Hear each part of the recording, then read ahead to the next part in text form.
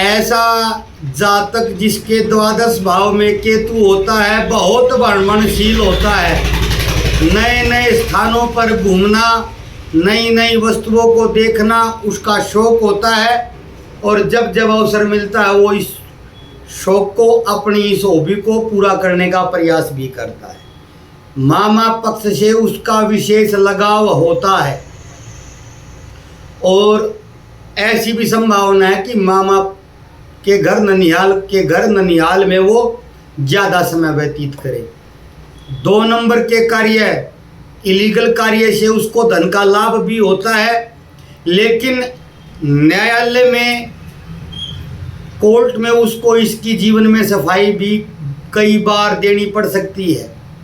और ऐसी भी संभावना है कि यदि वो इलीगल 2 नंबर का कार्य करे तो उसको दंड मिले। द्वादश भाव के केतु को लेकर आपके सम्मुख उपस्थित हूँ। 1 से लेकर 11 भाव तक वीडियो अपलोड कर दिया है, आप देख सकते हैं।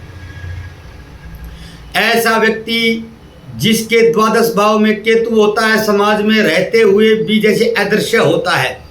आसपास के लोग उसका महत्व नहीं समझते या उसकी उपस्थिति को गंभीरता से नहीं लेते। कई बार ऐसा लगता जैसे कोई देख ही नहीं रहा है। पढ़ाई में अच्छा, कार्य में मेहनती, फिर भी न प्रमोशन मिलता है न पहचान मिलती है। नींद से जुड़ी समस्या या अत्यंत गहरी नींद, या तो अनिद्रा की समस्या ऐसे जातक को होती है या फिर इतनी गहरी नींद की स्वप्न, अचेतन और पारलौकिक अनुभव तक होने लगे। ऐसे लोग कई बार स्वप्न के माध्यम से संकेत पाते हैं मगर उनको डिकोड बहुधा नहीं कर पाते। अचानक खर्च और धन का गुप्त अपव्यय, केतु यहाँ खर्च को रहस्यमय बनाता है। पैसा आता है लेकिन पता नहीं चलता कैसे उड़ता जा रहा है। खर्च ऐसा जो व्यक्ति की जानकारी में भी नहीं आ रहा, जैसे ब्याज, गुप्त कर्ज, चोरी या अज्ञात नुकसान। अप्राकृतिक भय और छिपी हुई मानसिक उलझने।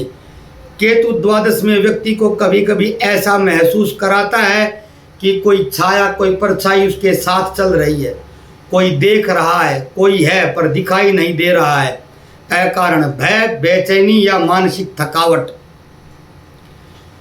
गुप्त शत्रुओं का सक्रिय रहना, दिखाई न देने वाले शत्रु, पीठ पीछे काम करने वाले लोग, आपको नीचा दिखाने वाले या षड्यंत्र करने वाले जिनका चेहरा कभी सामने नहीं आता, जिनको समझा नहीं जा सकता। हॉस्पिटल, जेल, आश्रम या एकांत जीवन से जुड़ाव, या तो व्यक्ति किसी कारण से ऐसे स्थानों पर जाता है या फिर मन स्वयं एकांत की ओर भागता है। मानसिक शांति भीड़ में नहीं, अकेले में मिलती है। कई बार इन जातकों का जीवन किसी मोड़ पर अस्पताल, कैद या विदेश से जुड़ जाता है। अच्छा या बुरा कुंडली की दशा अंतदशा पर निर्भर करता है। ऐसे लोग विज्ञान से अधिक पराविज्ञान की ओर झुकते हैं, जैसे तंत्र, ज्योतिष, आत्मा, स्वप्न, पूर्वज, पुनर्जन्म, परलोक, मोक्ष, पितृ आदि आदि। ये सब उनके लिए, ऐसे जातक के लिए सिर्फ विषय नहीं, अनुभव भी होते हैं। जिनकी कुंडली में द्वादश केतु हो वे कई बार विदेश जाते हैं, लेकिन वहाँ कुछ अजीब घटनाएं होती हैं। अकेलापन, मानसिक संकट, रहस्यमय नुकसान। यदि स्थिति दशा अंतदशा की अच्छी हो तो अचानक लाभ भी हो सकता है। मोक्ष का मार्ग खुला लेकिन भ्रमित करने वाला। केतु द्वादश भाव में मोक्षदायक होते हैं लेकिन भ्रम के माध्यम से। द्वादश भाव में यह आत्मा को मुक्त करना चाहते हैं परंतु पहले उसे उलझनों, अलगाव और त्याग की भट्टी से निकालते हैं। केतु यहाँ त्याग और रहस्य का प्रतीक है। यह दिखावटी साधना नहीं चाहता, अंदर की यात्रा चाहता है। व्यक्ति को खोकर खुद को पाने का अनुभव करवाता है। ऐसे जातक अक्सर समाज से कटे कटे रहते हैं लेकिन आध्यात्मिक ऊंचाइयों पर जा सकते हैं। गुमनाम जीवन अनुभव।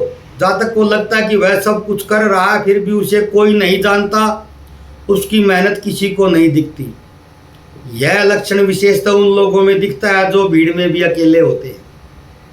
केतु की महादशांत दशा में यह लक्षण ज्यादा सटीक स्पष्ट होते हैं। अप्राकृतिक भय या बेचैनी, नींद के समय छाया अनुभव होना, नींद में डर जाना, किसी के होने का एहसास बिना किसी प्रत्यक्ष कारण के, गुप्त खर्च और मानसिक थकावट, पैसा आता है चला जाता है, पता नहीं कैसे मन अशांत रहता है, जैसे कोई पीछे से खींच रहा हो, कोई लटका हुआ हो, जहाँ तक कम बोलता है, गहराई में खोया रहता है, बातचीत में रुचि नहीं होती, यह समाज से दूरी बनाता है, इसीलिए घूमने फिरने का ज़्यादा शौकीन होता है।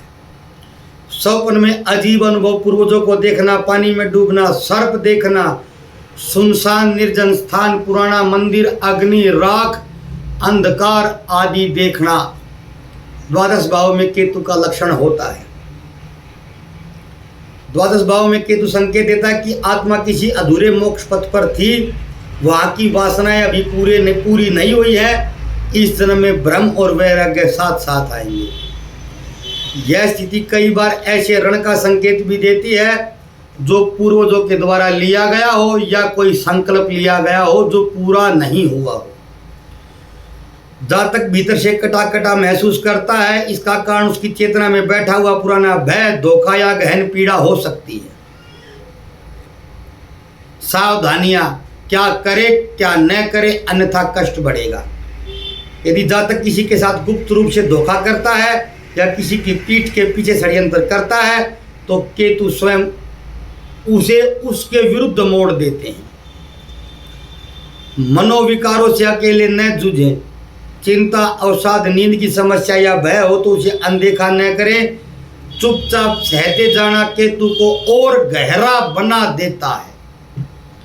पुनः सुने, चुपचाप सहते जाना केतु को और गहरा और गाढ़ बना देता है।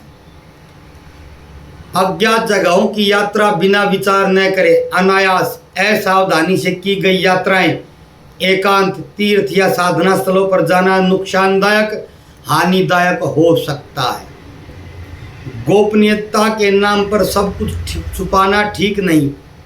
अत्यधिक गुप्त जीवन जहाँ कोई भी आपको न समझ पाए, सामाजिक, मानसिक और पारिवारिक हानि, नुकसान देता है।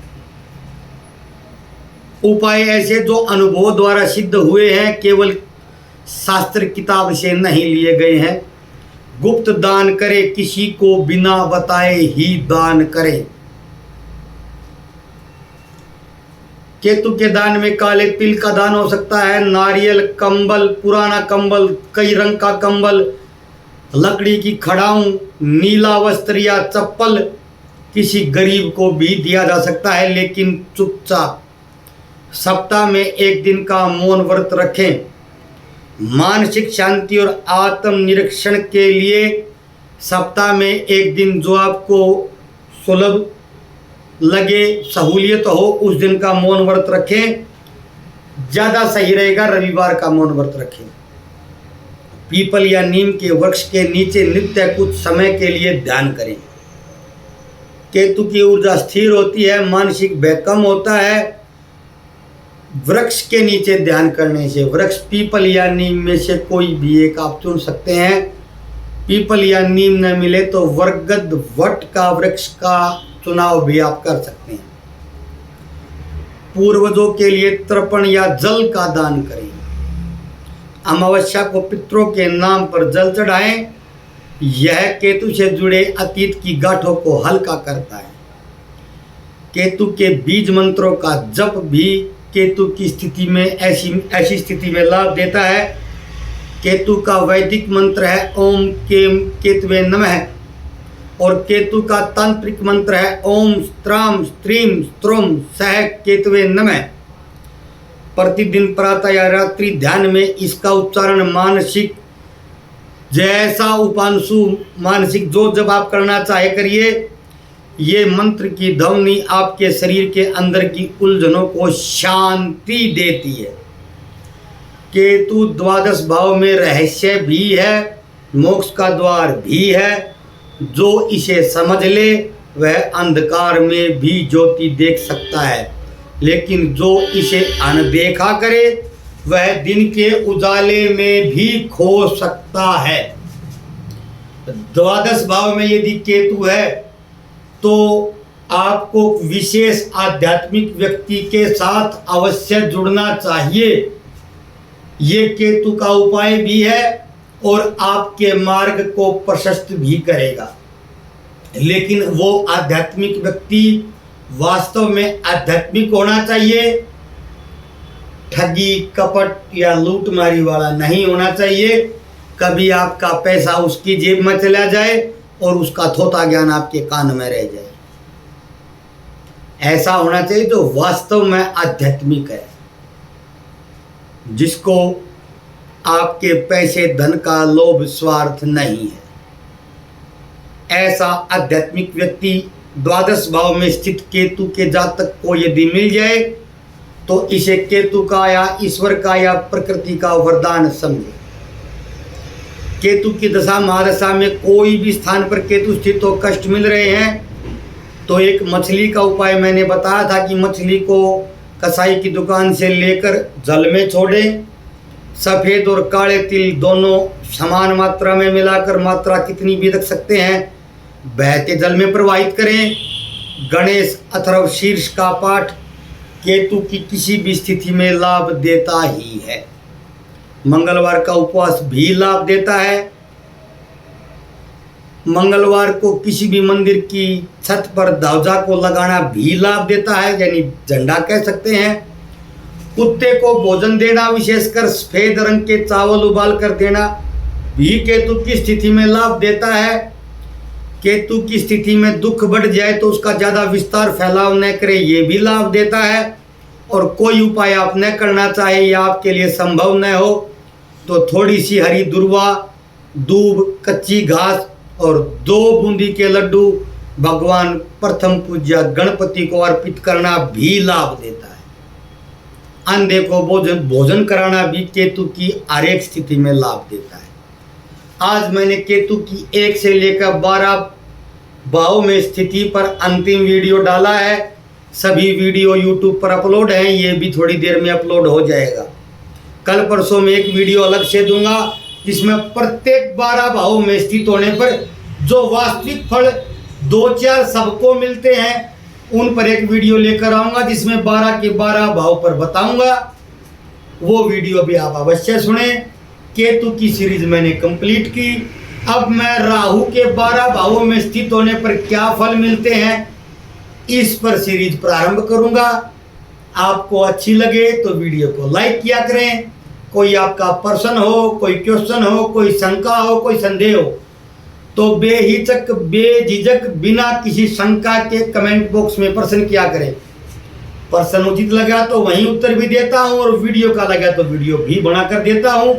दोनों काम मैं करता हूं। प्रश्न यदि ऐसे का ऐसे लगा कि जरूरत नहीं है तो जय भोलेनाथ जय जगन्नाथ लिखकर छोड़ भी देता हूँ। वो प्रश्न की शैली और उसके पीछे के अर्थ पर निर्भर करता है। कल फिर मिलते हैं किसी अन्य वीडियो के साथ। तब तक नमस्कार, जय भोलेनाथ, जय श्री जगन्नाथ।